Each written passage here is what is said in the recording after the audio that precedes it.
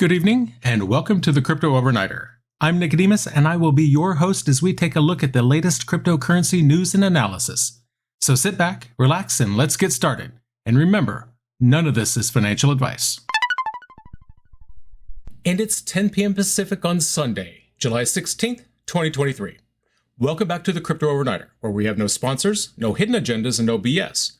But we do have the news, so let's talk about that. Tonight, we'll be discussing the latest court ruling on Ripple's XRP token and what it means for the crypto landscape, exploring Synthetix's new venture into the world of decentralized exchanges, and unveiling ChainGPT's innovative platform for crypto startups. We'll also be delving into the recent controversy surrounding BlockFi, examining the changes in ownership at the stablecoin TrueUSD, and finally, we'll be looking at how BRICS nations are shaking up the global economy. So buckle up and let's go. In a recent court ruling, Judge Analisa Torres declared that Ripple's XRP token should not be considered a security when sold on digital asset exchanges. This decision has been highlighted by U.S. Senator Cynthia Lummis. She emphasized the urgent need for Congress to establish a comprehensive and unambiguous regulatory framework for cryptocurrencies. The Wyoming senator, a strong advocate for Bitcoin, stressed the importance of a transparent cryptocurrency framework, one that would protect investors and foster innovation within the crypto industry. Lummis also emphasized the importance of maintaining the Howey test. The Howey test is the legal standard used to assess whether an investment qualifies as a security. She referenced the Responsible Financial Innovation Act, also known as the Lummis-Gillibrand Bill. That's a legislative initiative she co-introduced with Senator Kirsten Gillibrand. The purpose of the bill is to provide clarity and to establish regulatory guidelines for digital assets, aligning them with the interpretation of the Howey test. Now, some folks are of the opinion that the legal dispute between Ripple Labs and the U.S. Securities Exchange Commission could establish a precedent that shapes the regulatory landscape for digital assets within the U.S. The absence of well-defined guidelines leaves entrepreneurs and investors in a state of uncertainty, impeding innovation and economic expansion. With the ruling partially in favor of Ripple, it remains uncertain how Congress will address appeals for regulatory clarity in the crypto markets. In another development, securities law professor J.W. Verrett analyzed the recent verdict on Ripple's XRP token. He suggested that the court's decision in the XRP case could greatly improve Coinbase's chance in its court case against the SEC. Verrett teaches corporate and securities law and financial accounting at George Mason Law School. He believes the recent verdict provides a degree of regulatory clarity for crypto assets and could potentially force the SEC to settle with Coinbase. These recent developments in the crypto regulatory landscape underscore the need for clear and comprehensive guidelines. The decisions made in these cases could have far-reaching implications for the future of digital assets and the cryptocurrency industry as a whole. Now, before we dive into our next story, remember to hit that like button, subscribe, and ring that bell so you never miss an episode. Now, let's take a look at DeFi and Synthetix. Synthetix is a pioneer in the crypto DeFi space. They're planning to expand their product offerings. The founder, Kane Warwick, announced the development of a new derivatives front end for its decentralized trading infrastructure named Infinex. The new exchange is designed to cater to both novice and experienced traders, offering features similar to those found on centralized exchanges, including a non-custodial central limit order book. Synthetix already operates a derivatives DEX on Optimism known as Quinta. However, Warwick identified several issues with the existing platform. For instance, before traders can start, they must first bridge assets to the Layer 2 rollup and then swap them for Synthetix-owned stablecoin. This will be used as margin collateral. Furthermore, each order or cancellation on Quinta requires the wallet's signature. That incurs a small fee. Warwick's goal with Infinex is to eliminate any doubts about the ability of decentralized perps to compete directly with centralized exchanges. He points out the benefits of being on a non-custodial decentralized exchange and takes a jab at the now defunct FTX and other centralized exchanges for their unique counterparty risks. The proposed DEX, Infinex, will be tailored to meet the expectation of traders who use platforms like Binance. It will only require a username and a password for access while remaining non-custodial. Infinex will generate a new public-private key pair for each user and store it client-side in the browser. This key will only be used for signing trade orders, not for withdrawing funds.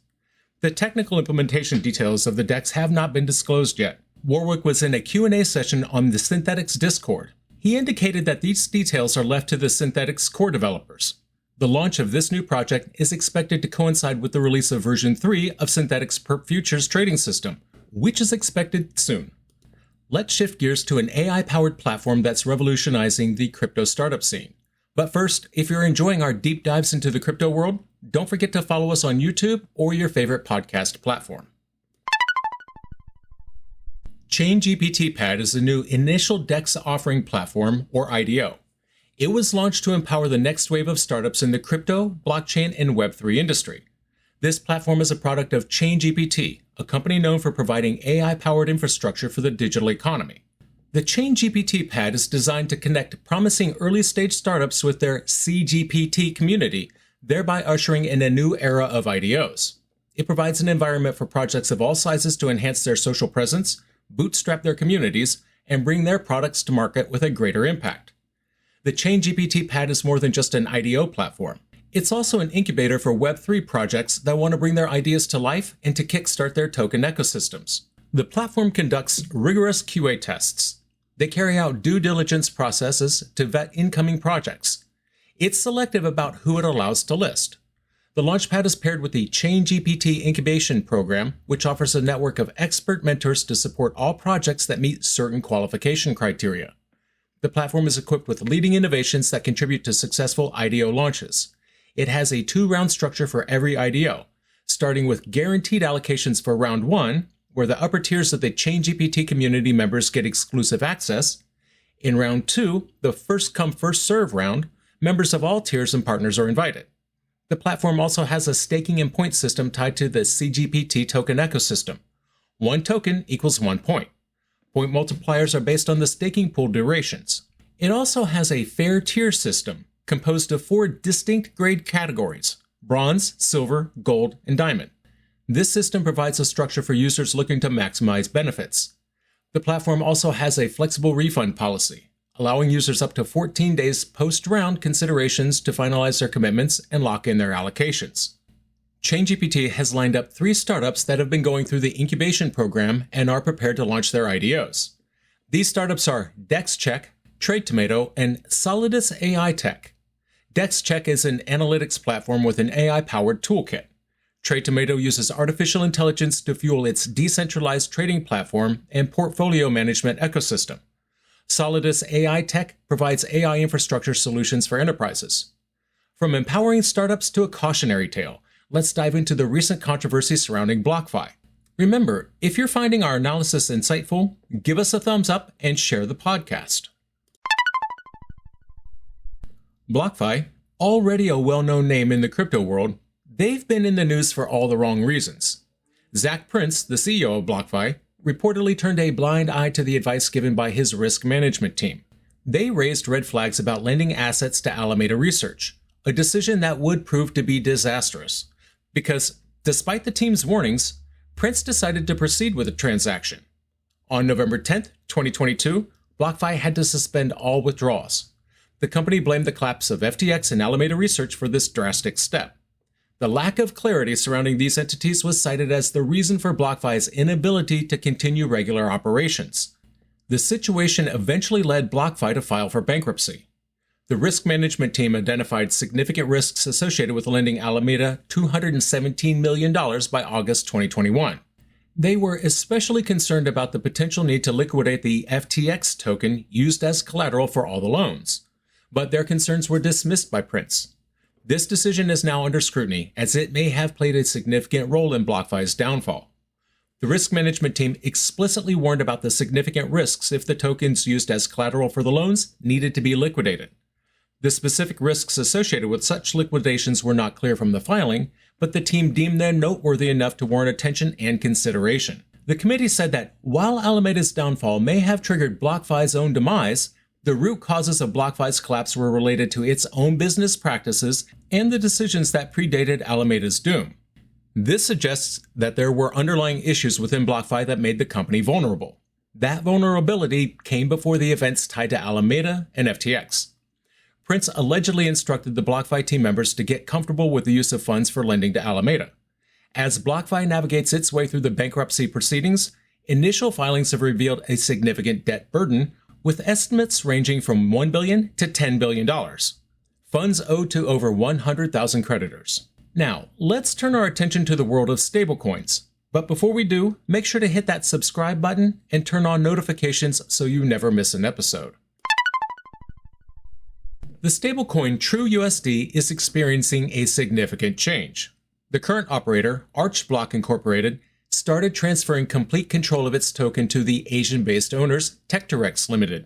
This shift in power began on July 13, 2023, marking the final stage of TUSD's international transition. Techteryx acquired ownership of TUSD back in December 2020, but kept Archblock to continue maintaining the stablecoin's operations.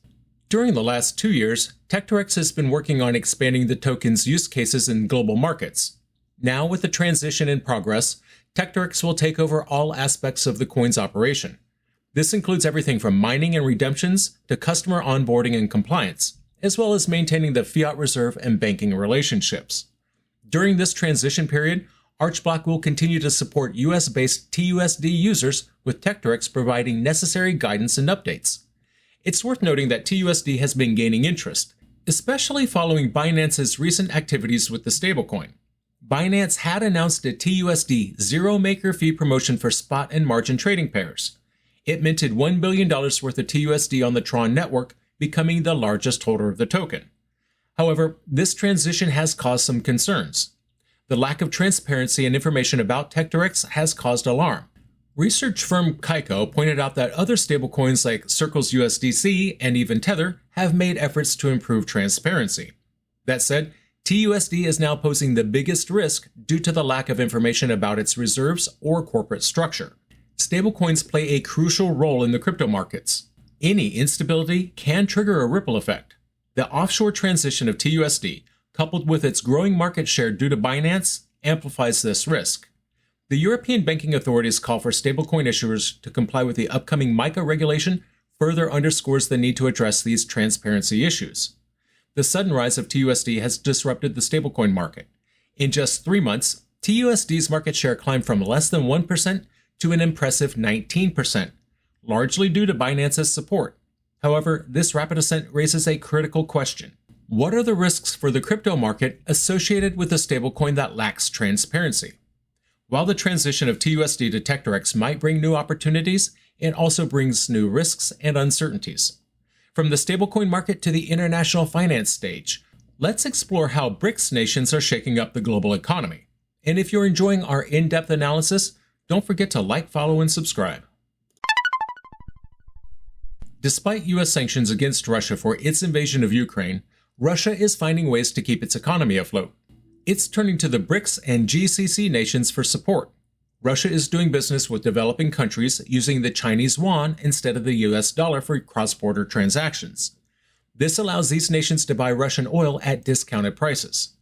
The Gulf Cooperation Council, which includes Saudi Arabia, is one such group that's been buying Russian oil. In fact, Saudi Arabia purchased record volumes of discounted Russian fuel oil in June. They paid with the Chinese yuan and then sent the oil to Europe. This means Russia is indirectly doing business with Europe thanks to the help of other BRICS countries and Saudi Arabia. India is also in on the action, buying billions of dollars worth of Russian oil at discounted prices, again using the Chinese yuan instead of the US dollar. This move saved India $7 billion in just 18 months. Now let's talk about the potential implications of these developments. The Middle East is changing.